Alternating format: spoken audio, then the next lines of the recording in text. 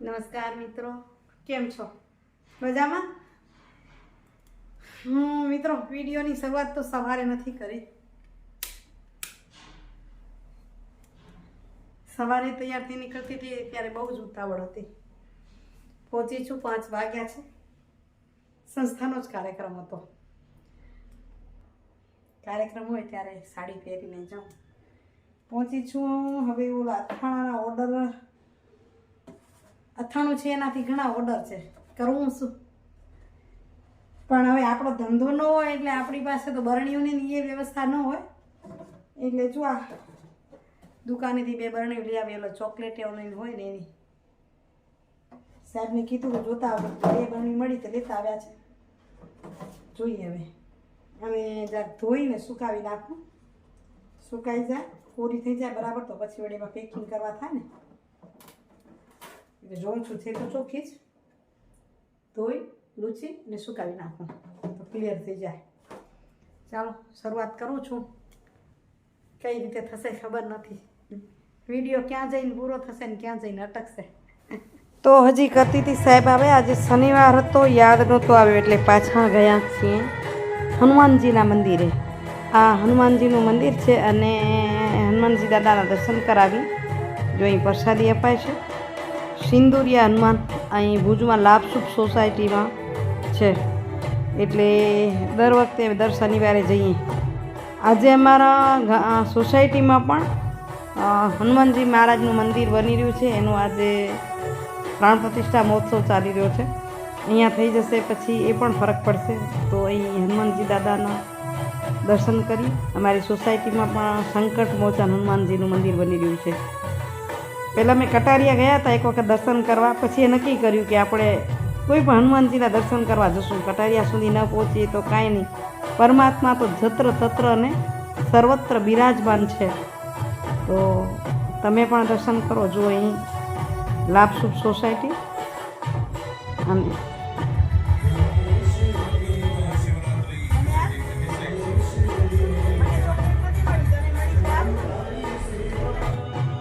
બાળકને રમાડવાની ખૂબ મજા આવતી હતી. હા, હું એમ કહેતી હતી કે એકદમ રોડ પર, રિંગ રોડ પર, હાઈવે એરપોર્ટ રિંગ રોડ છે ને એના પર જ આ મંદિર આવેલું છે.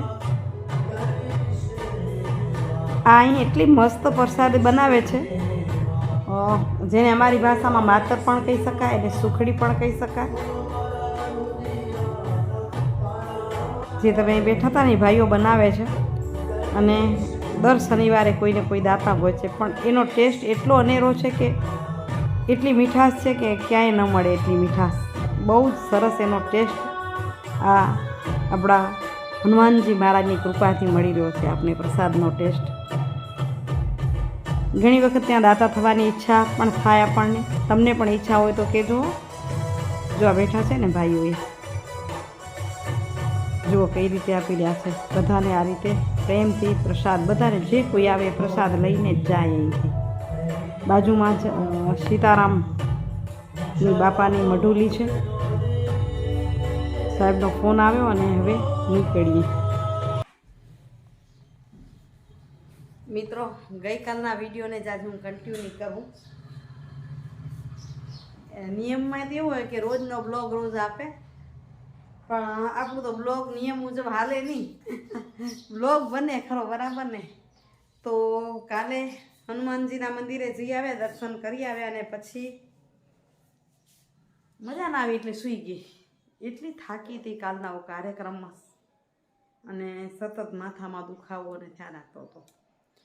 સૂતી એમ કે થોડીક વાર સૂઈ જાઉં, આરામ કરી લઈશ અને પછી જઈશ સંતવાણીનો જ્યાં કાર્યક્રમ છે સોસાયટીમાં ત્યાં. પણ સંતવાણી તો સૂતામાં જ થઈ ગઈ. 2 વાગે ઉઠીને સરખી સૂતી. અને આજે હું ખૂબ આનંદિત છું.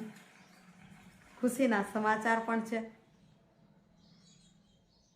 શું છે એ હમણાં જ તમને બતાવશું, બરાબર ને? તમને જોવાનું રહ્યું કે આજ ખુશીના સમાચાર હું શું આપું છું વિડીયોમાં છેલ્લે. શું હું નાની બની ગઈ છું કે દાદી બનવાની છું એ નક્કી કરવાનું છે. તમને કહેજો. તમને વિડીયો છેલ્લે સુધી જુઓ, સમાચાર તો મળશે જ.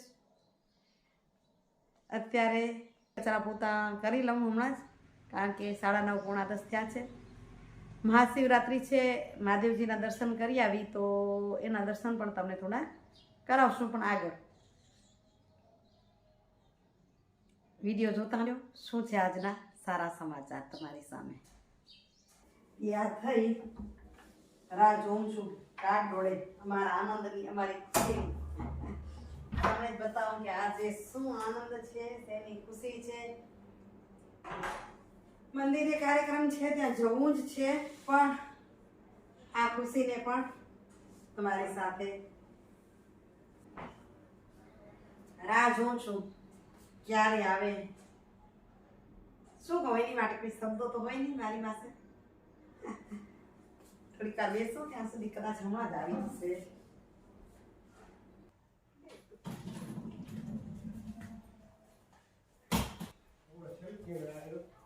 શું શીખ્યું?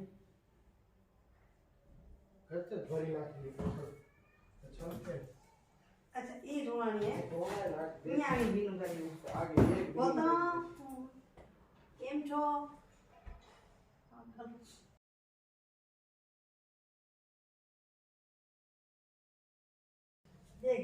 ખરેખર આવી તો હમણાં જ ગઈએ, દેવો અંદર નહીં ગયું હોય.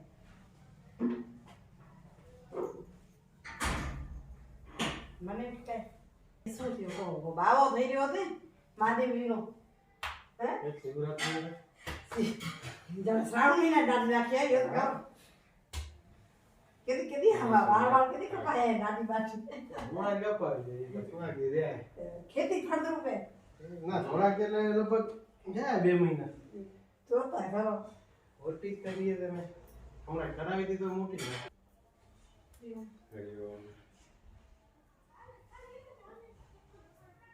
તો મારી ગાડી મોડી આવી. આ થેલો તૂટી ગયો લાગે, કેમ નીકળી ગયો. તો હવે પહોંચ્યા છીએ અમે અમારી સોસાયટીનું મંદિર, વિશ્વનાથ મહાદેવનું મંદિર, જ્યાં દર્શન કરવા પહોંચી. તમને પણ કરાવું. જો મંદિર આજ તો મહાશિવરાત્રિ છે એટલે સારી એવી ભીડ છે. અને અમારે તો શું પાટોત્સવ છે વિશ્વનાથ મહાદેવના, તો અહીં મહાદેવજીના દર્શન કરો. અને અહીં પાટોત્સવ અને સંકટ મોચન હનુમાનજી મહારાજનો શું કહેવાય, પ્રાણ પ્રતિષ્ઠા મહોત્સવ, તો બંને એક સાથે ચાલી રહ્યા છે. ધ્વજાને માથામાં લઈ પેલા બહેનોએ લીધી, અને હવે ભાઈઓ માથા પર લઈ અને ઉપર ધ્વજારોહણ કરવા માટે જશે. ધન્ય છે જેમને આ લાભ મળી રહ્યો છે. ધન્ય છે કે પોતાનું તન, મન અને ધન ત્રણેય આ ખર્ચી રહ્યા છે. ખરેખર સમિતિના ભાઈઓ છે એને પણ ખૂબ ખૂબ સહકાર અને ખૂબ ખૂબ મહેનત કરી રહ્યા છે, એટલે અમને ખૂબ આનંદ થઈ રહ્યો છે. અહીં સોસાયટીમાં રહી છે ને, ભુજની સોસાયટી શિવ આરાધના સોસાયટીનું નામ. પણ અમને આનંદ ત્યાં છે કે અહીં અમે 2 વસ્તુ જોઈ રહ્યા છીએ. અહીં અમારો હાર્દિક અને બીજા ભાઈઓ ફાળો લખી રહ્યા હતા. જરાક તમને ઝલક બતાવી. હા, વાત કરતી હતી 2 વસ્તુ જોઈ રહ્યા છે. તો 2 વસ્તુ એ જોવાઈ રહી છે કે ગામડાનું ગામડું અને શહેરનું શહેર, 2 વસ્તુ અહીં પ્રાપ્ત થાય તમને. ગામડા જેવી પણ મોજ મળે, જ્યાં એકબીજા સાથે હળી મળીને રહી, એકબીજાને ઓળખી, એ ટાઈપની મોજ મળે. બાજુમાં જ નદી કિનારો, તો માછલીને દેવા પણ જઈ શકીએ, ચૂણ પણ આપી શકીએ, કૂતરાનો રોટલો પણ આપી શકીએ. એ સરસ મોજ મળે. અહીં જુઓ છો કેટલી મોજની છે ને. આ સોસાયટીના બહેનો પણ કેટલા બધા છે, બાજુ ભાઈઓ છે. વ્યવસ્થા પણ ખૂબ સારી કરી છે, એટલે કીધું ને તમને છે. અને હવે અહીં ભાઈઓ દર્શન કરી અને ઉપર જાય છે ધ્વજારોહણ કરવા માટે. તો જુઓ છેક ઉપર ચડ્યા છે. ઝલક તમને બતાવી રહી છું.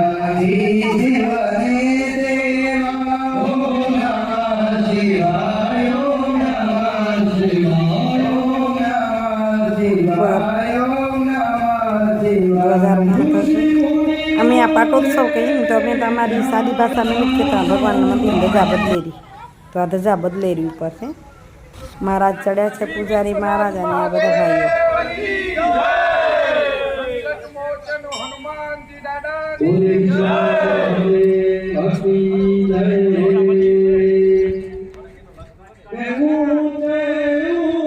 મહાદેવજીની, હનુમાનજીની જય બોલાવી અને નીચે ઉતરશે. પણ અહીં જુઓ તમે, માહોલ દેખાઈ રહ્યો છે ને, સ્કૂટી આવી રહી છે એના પર પણ ધ્વજા હાથમાં, એટલે એક સરસ મજાનો મહાશિવરાત્રિનો માહોલ ચાલતો દેખાઈ રહ્યો છે. હવે ભોજન પ્રસાદની તૈયારી, ભોજન લઈને આપણે ઘર બાજુ જશું. હા મિત્રો, 8 વાગ્યા છે.